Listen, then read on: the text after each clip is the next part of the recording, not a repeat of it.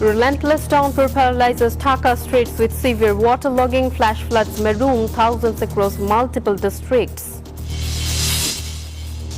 Government pledges inclusive progress for all faiths. Prime Minister launches tree plantation and family card distribution in Borishal. And probe concludes against 10 former Awami League MPs and ministers over July massacre allegations. Formal charges to be filed this month. Hello and welcome to the News 24 English Bulletin. This is Nafisa Zaman. Those were headlines. Heavy monsoon rains continue to submerge large areas of the capital. Streets in Mirpur and Gulshan are facing waist-deep water, causing severe disruptions for commuters and students. Residents blame the crisis on a broken and unplanned drainage system. They are demanding immediate action from authorities. Meanwhile, the Weather Office warned that these heavy downpours will likely persist throughout the rest of July. Flood waters are finally receding across Cox's Bazar and hill tracts. However, the true scale of devastation is now being exposed. Submerged roads, homes and crops are completely ruined. Displaced families are returning to rebuild their lives amid severe hardships. The army has deployed medical teams to prevent disease outbreaks, while local authorities distributed urgent food and cash relief to thousands of affected people. Flood waters are slowly receding in Bandarban and Chittagong. However, the crisis is worsening for thousands of stranded residents. Submerged towns are drying out, but low-lying areas remain underwater.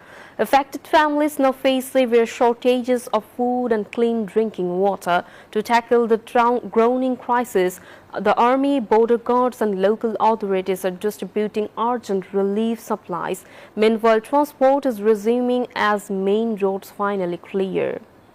Prime Minister Tarique Rahman said the government wants to rebuild the nation by uniting people of all faiths. Speaking in Borishal, the Prime Minister launched a green initiative and urged citizens to plant more trees to protect the environment. He announced welfare cards for families and promised free degree-level education for women. He stated that the government will ensure equal progress for every community through these new reforms. Prime Minister Tarique Rahman has inspected the Army's summer military exercises in Babuganj.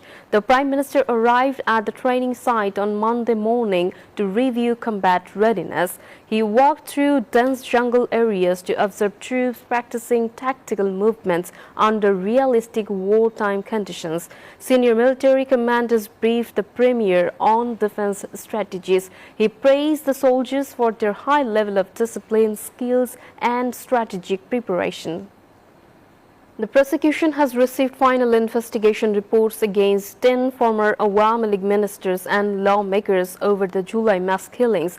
Chief Prosecutor Aminul Islam confirmed the case reviews are in their final stages. The accused face charges under superior responsibility. Formal indictments will be filed in the tribunal later this month.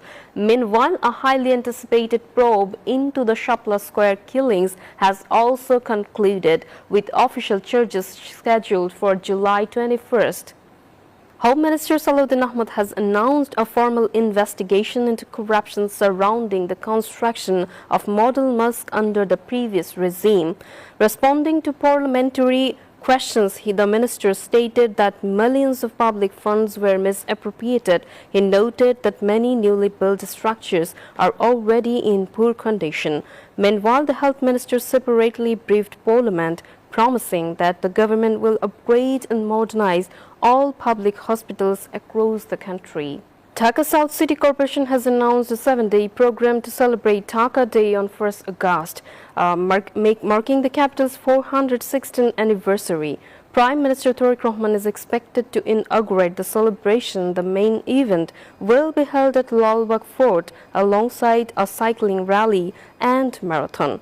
Officials say the program will highlight Dhaka's history and heritage. The city administrator also stressed reducing polythene use to tackle waterlogging. The government has cancelled leave for all healthcare workers across 11 flood-affected districts to manage the emergency. Health Minister Dr. Mohammad Shaukat Hossain announced that medical teams are deployed in Chittagong, Cox's Bazar and Feni. Sufficient supplies of saline, water purifying tablets and anti-venom are available. Although some hospitals are submerged, no flood-related medical deaths have occurred. Emergency health services remain fully operational to support affected families. The United States and Iran have exchanged fresh military strikes, sharply escalating tensions around the Strait of Hormuz. Washington reportedly targeted ports and islands in southern Iran, while Iran's Revolutionary Guard launched missiles at U.S. military sites across the Middle East. Both sides remain firm over control and security of the strategic waterway. The escalating conflict has disrupted shipping and raised fears of wider regional instability and economic consequences. That's all from the newsroom today. Thank you for watching News 24. Please stay with us.